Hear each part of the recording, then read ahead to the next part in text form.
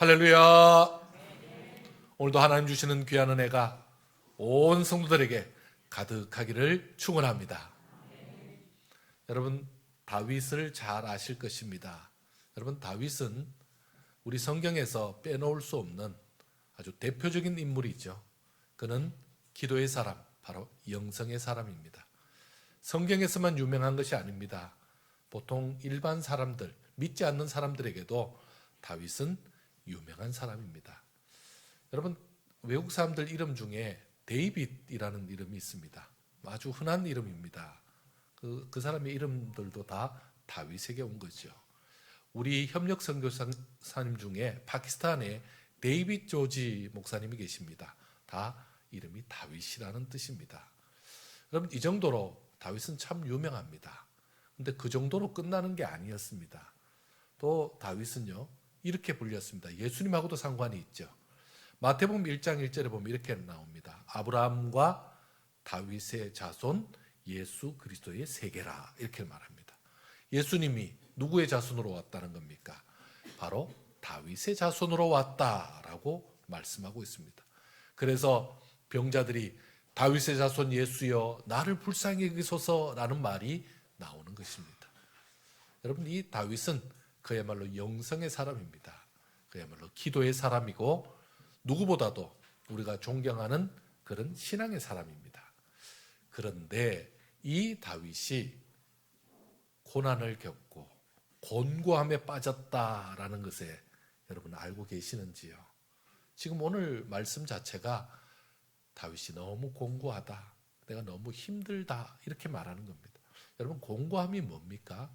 곤고하다라는 것은 어려움과 힘듦이 내게 지금 가득히 와 있는데 그것을 떨쳐버릴 수 없다라는 말입니다. 지금 현실이 너무 힘든데 떨쳐버릴 수 없는 그 현실이, 내가 지금 그것을 어떻게 견딜 수 없는 그 현실이 내게 와 있는 상태가 바로 곤고하다라고 표현할 수 있습니다. 시편 34편은 다윗이 그 자기의 그 안전을 위해서, 특히 사울의 공격을 피해서 지금 도망을 갔습니다. 어디로요? 블레셋으로. 그 블레셋으로 도망갔을 때에 자신이 얼마나 곤고하고 힘들었는지를 말씀하는 내용이 바로 시편 34편의 내용입니다. 시편 34편의 배경은 사무엘상 21장에도 잘 나옵니다. 그는 자신의 상태를 계속해서 곤고하다라고 표현하고 있습니다. 여러분, 다윗은 힘들게 피신했던 그 블레셋 지역에서 어떻게 말하면 굉장히 수모를 당합니다. 너무너무 부끄러운 일을 당합니다. 정말 체면을 구기는 행동을 합니다. 정말 다윗이 이렇게까지 유명한데 이런 내용이 없었으면 다윗에 대해서 더 좋은 감정을 가질 텐데 성경은 그런 거 숨기지 않습니다. 여러분, 성경에서 너무 부끄러운 다윗의 정말 숨기고 싶은 흑역사라 그러죠. 자기 숨기고 싶은 내용 정도입니다. 왜 이런 일이 있었을까요? 블레셋 사람들은 다윗을 잊을 수가 없죠. 특히 블레셋이 5개 지방 왕국으로 되어 있는데 이 가드라는 그 왕국에는 지금 특별한 일이 있었죠. 가드의 대표적인 사람이 있었습니다. 바로 골리앗입니다. 골리앗이 가드 사람입니다. 그러니까 가드라는 이 블레셋 가드라는 곳에서 골리앗은 영웅입니다. 최고의 장군이었습니다. 그런데 다윗에게 죽었잖아요. 그러니 다윗은 어떻게 되죠? 그들의 철천지 원수가 됐죠. 철천지 원수일 뿐만 아니라 그들이 또 하나 두려워하는 존재죠. 자기들이 그렇게 높이 사는 그 골리앗을 죽였으니까 얼마나 두려웠겠습니까? 자, 그래서 이 사무엘상 21장에 보면 가드 사람들이 그 가드 왕 아기스에게 사울에게 쫓겨서 지금 온 다윗을 소개하는 내용이 있습니다. 이렇게 소개합니다. 사울이 죽인 자는 천천히요, 다윗이 죽인 자는 만만이로다 하지 않았습니까? 이렇게 표현합니다. 여러분, 이 말이 무슨 말입니까? 이 보고에 따르면 두려움이 그대로 남아있다는 거죠. 다윗이 얼마나 두려운 존재인가를 잘 보여주는 부분입니다. 그런데 가드 왕 아기스와 이제 다윗이 만났는데 너무 싱겁게 끝납니다. 정말 왕이 실망했습니다. 왜 실망했을까요? 아니 그렇게 유명하고 그렇게 대단한 다윗인데 보니까 영 아닙니다. 한번 보실까요? 우리 21장 13절 말씀 같이 한번 읽겠습니다. 시작. 들 앞에서 그의 행동에 반하여 미친 체하고 대문짝에 그적거리며 침을 수염에 흘리매. 여러분 지금 이게 뭡니까? 다윗이 살기 위해서 미친 척합니다. 근데 연기가 너무 신랄합니다. 어떻습니까? 대문짝을 끄적거리고. 여러분 이게 제가 연기 잘할 수 있는데 하면 여러분들 그거 기억할까 봐 내가 못하겠어요. 그 다음에 또 하나 뭡니까? 이 침을 수염에 흘리고. 여러분 참 꼴불견이죠. 정말 우스꽝스러운 겁니다. 정말 다윗의 체면이 이게 뭡니까? 다윗의 모습을 본 가드 왕 아기스가 얼마나 화가 났냐 하면 신하들에게 화를 냅니다. 아니 우리 동네에 미친 사람 없어서 이 미친 놈을 여기 데려왔냐고 막 화를 냅니다. 결국은 그로 인해서 다윗을 경계하지 않고 오히려 다윗이 도망갈 기회는 얻었죠. 하지만 다윗이 어쩌다가 이렇게 꼴 사나운 모습을 보인 겁니까? 다윗이 힘이 없고 능력이 부족하고 다윗이 정말 형편없어서 이런 걸까요? 물론 다윗이 지금 힘이 없으니까 사울에게 쫓긴 거고 그래서 도망갈 데가 없으니까 블레셋까지 도망갔으니 또 그것도 가드까지 갔으니 이런 꼴을 당한 것은 맞습니다. 하지만 좀 더 넓게 보면 그게 아니죠. 여러분 다윗이 그냥 사울이 자기가 오랫동안 왕을 해먹겠다 그랬을 때 아유 그러시라고 나는 왕할 마음도 없고 나는 뭐 하나님 뜻은 세워도 나는 뭐 그 관심 없습니다 이러고 그냥 순순히 협조했으면 이런 일도 없었겠죠. 그런데 다윗은 그렇게 하지 않았습니다. 자신의 힘으로 어떻게 해보려고 하지 않았습니다.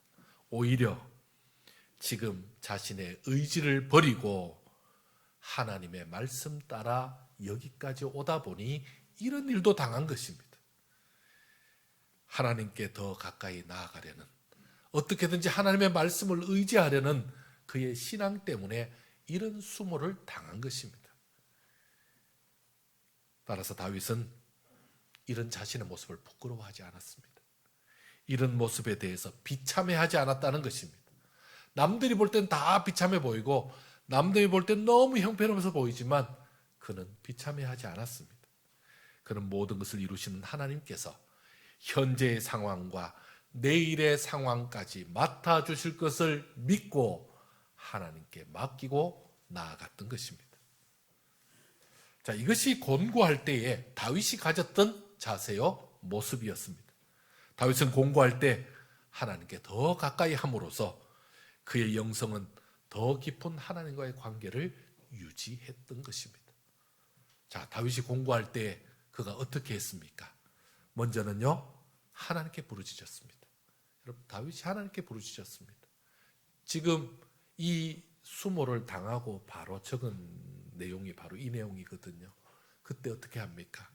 4절에 보니까 내가 여호와께 간구하며 간구하고 있죠. 6절에 보니까 이 곤고한 자가 부르짖을 때 부르짖고 있죠. 그리고 17절에 의인이 부르짖을 때에 이렇게 표현하고 있습니다.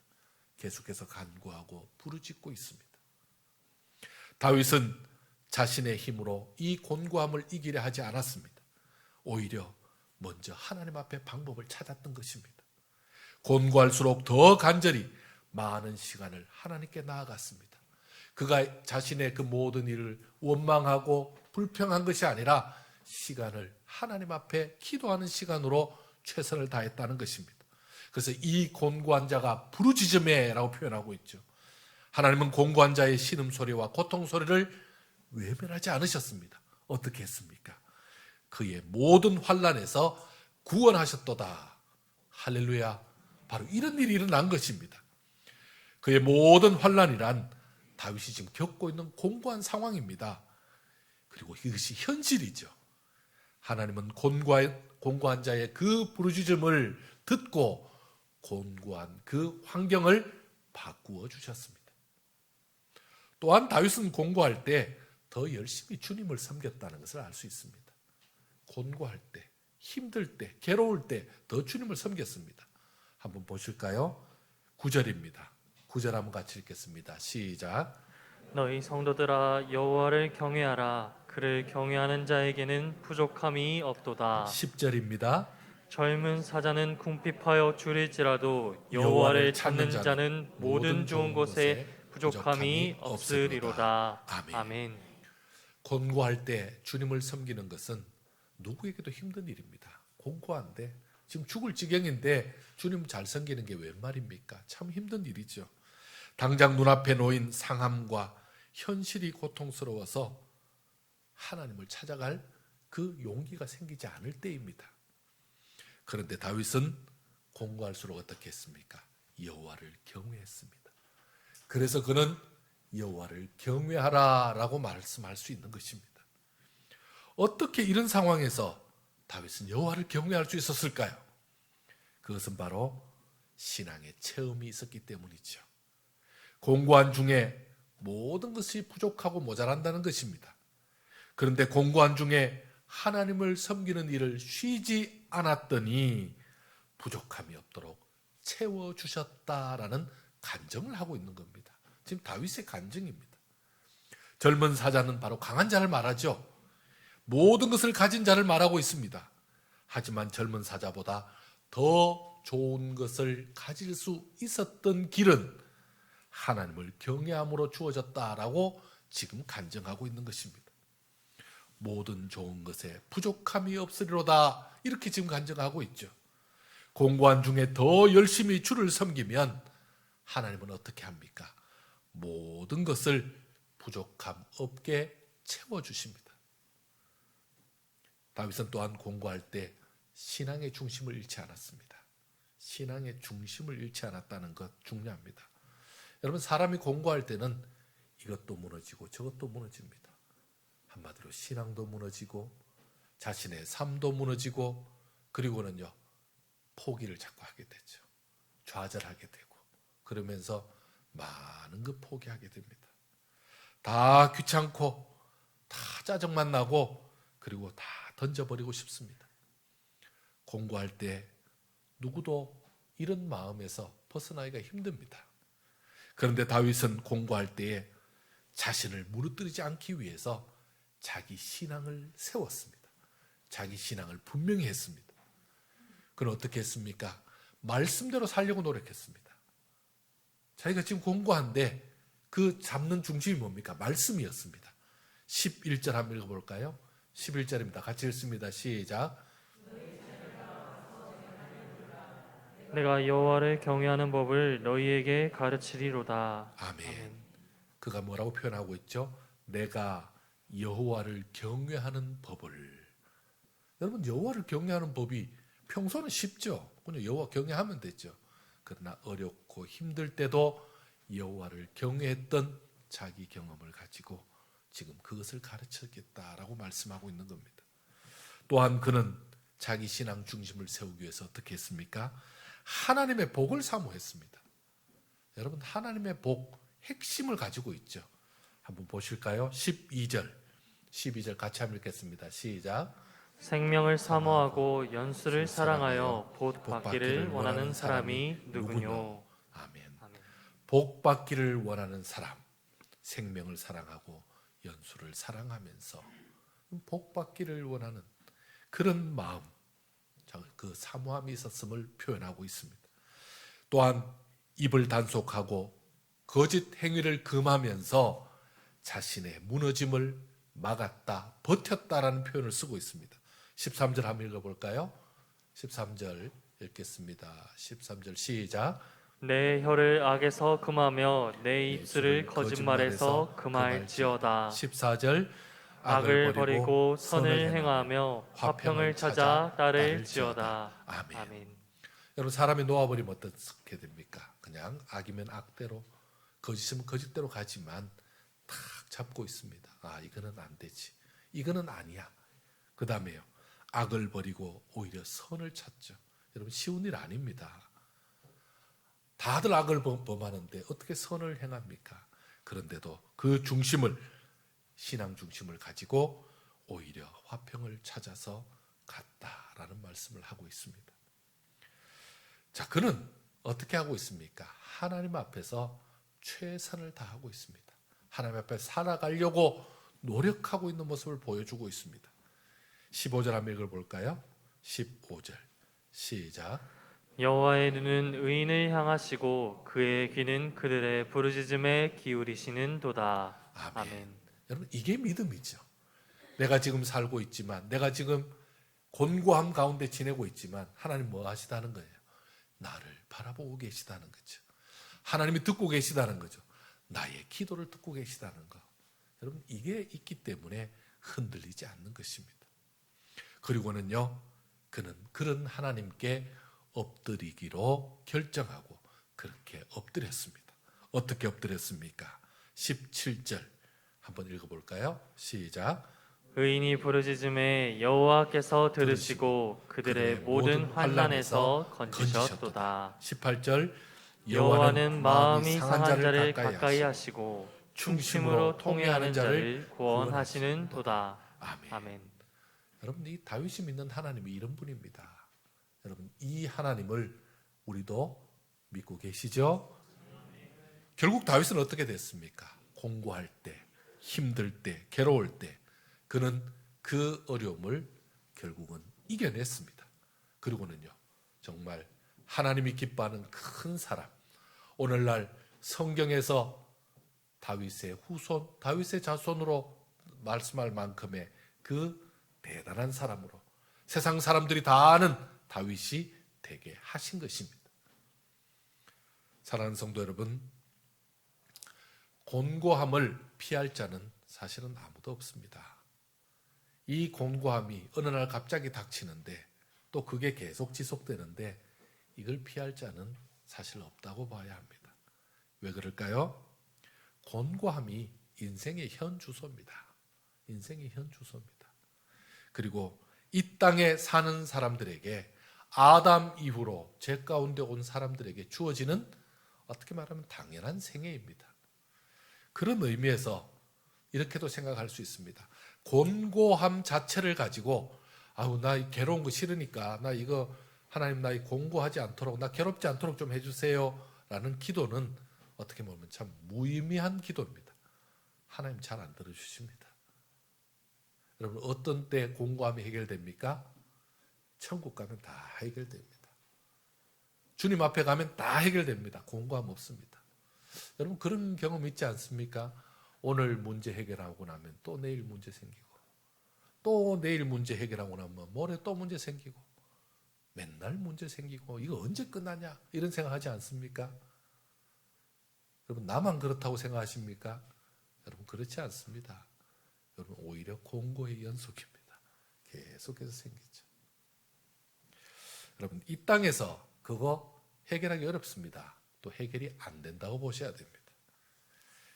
자, 그러면 이거 해결하려고 애쓰면 어떻게 되죠? 여러분, 이 곤고의 문제를 해결하려고 무리하시면 안 됩니다. 왜요? 이 곤고함을 견디지 못하고 해결하려고 할 때 유혹이 찾아옵니다. 어떤 유혹이 찾아옵니까? 하나님보다 사람을 더 의지합니다. 하나님한테 기도해도 안 되고 하나님한테 매달려도 안 되는데 어떻게 해요? 누가 해결해 준대요. 누가 도와준대요. 누가 나는 할 수 있다 그래요. 그러면 그쪽으로 싹 쏠리죠. 여러분, 나는 못하는데 너는 할 수 있다.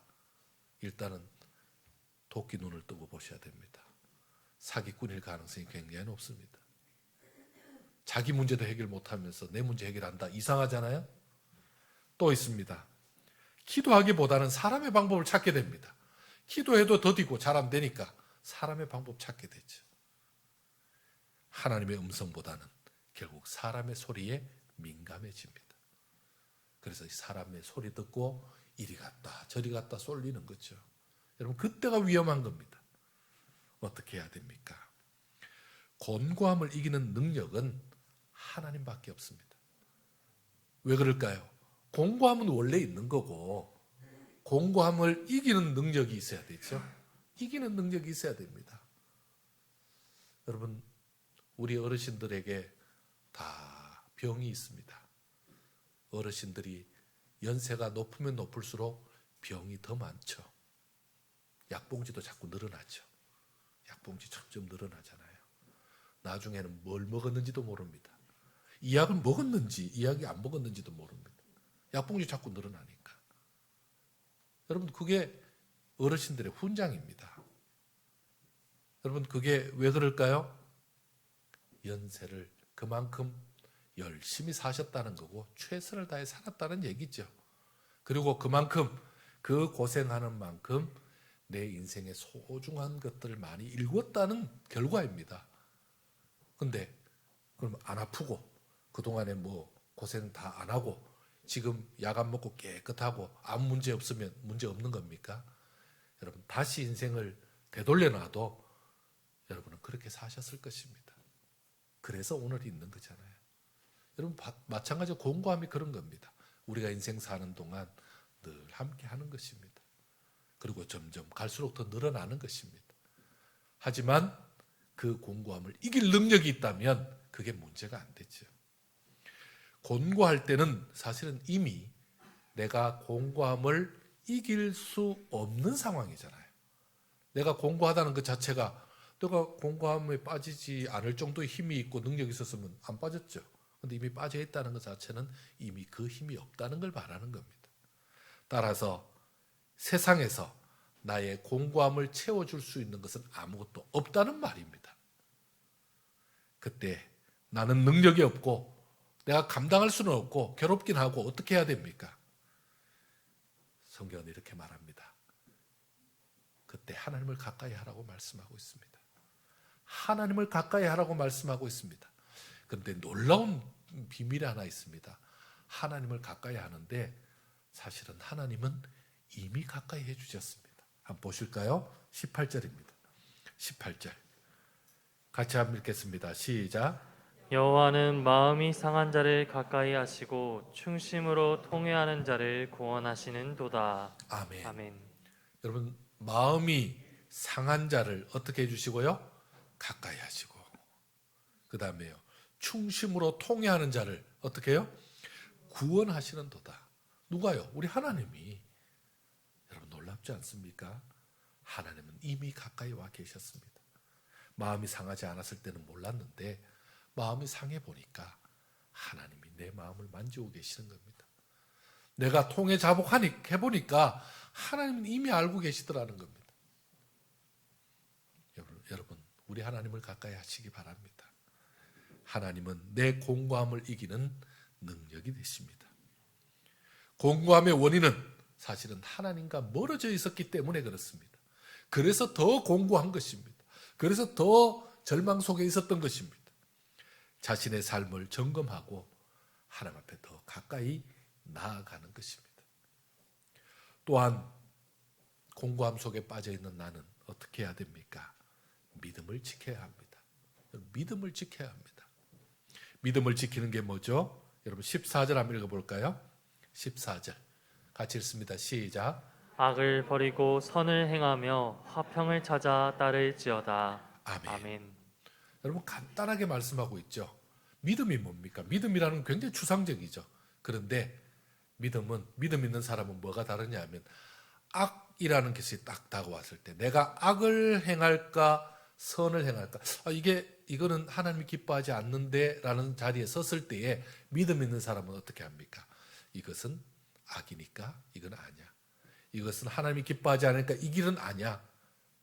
여러분 이게 가면 더 편합니다. 더 뭐 좋은 게 있을 수도 있습니다. 그래도 이거는 아니야 라고 하는 것이 사실은 악을 버리는 거죠.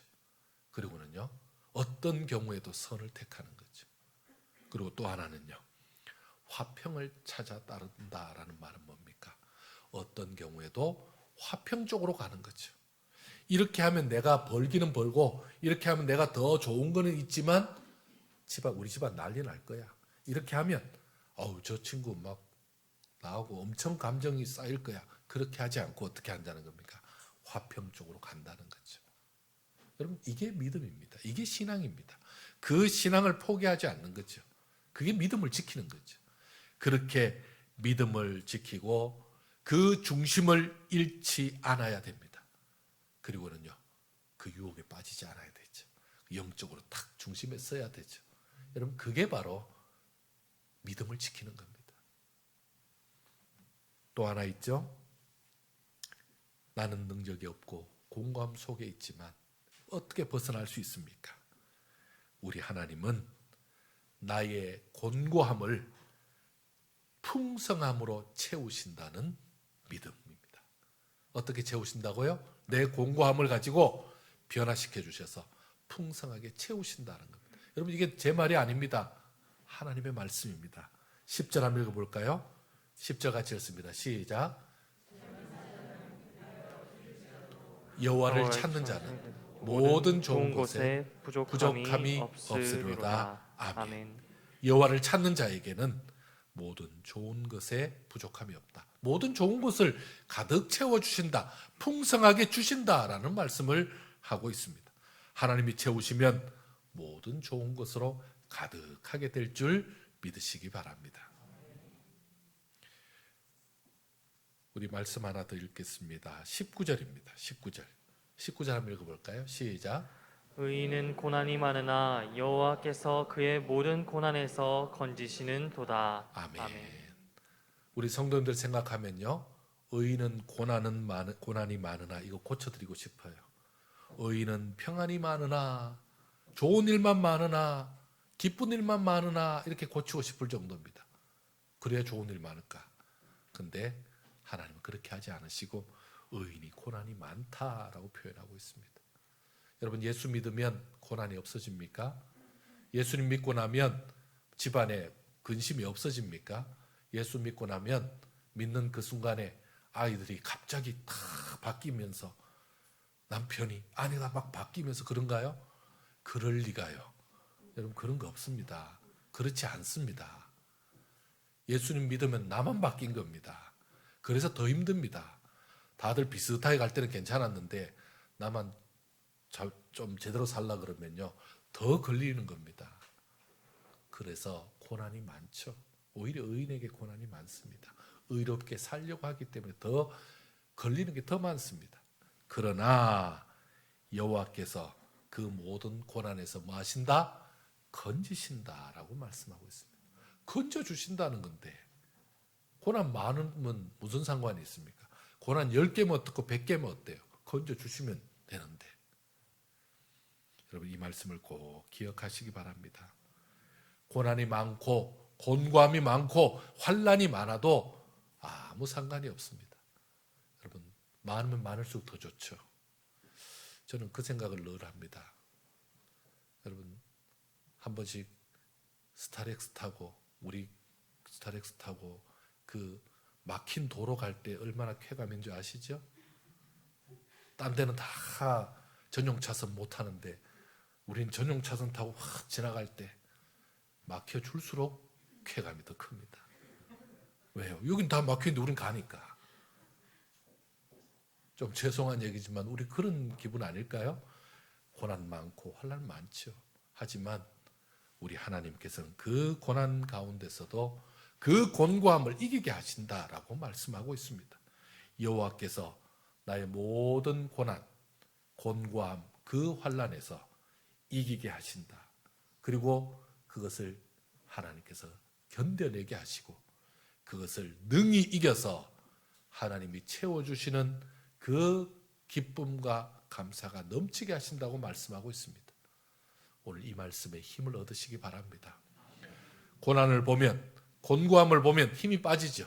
그리고 그걸 보면요, 불편하죠. 이거 언제까지 해야 되냐고, 이거 언제 해결되냐고, 언제까지 이거 계속 해야 됩니까? 그럴 수 있어요. 근데 어떻게 합니까? 하나님 바라보고 하나님께서 이 고난과 이 곤고함을 능히 건져내시고 이기게 하시고 더 놀라운 것으로 채우신다라고 말씀하셨습니다. 여러분, 이 믿음 가지고 이 땅을 더욱더 담대히 살아가는 저와 여러분 되시기를 축원합니다. 기도하겠습니다. 하나님, 감사합니다. 주께서 사랑하는 귀한 성도들, 오늘도 마음이 상하고 참으로 통해 자복하는 마음으로 주의 전에 나왔습니다.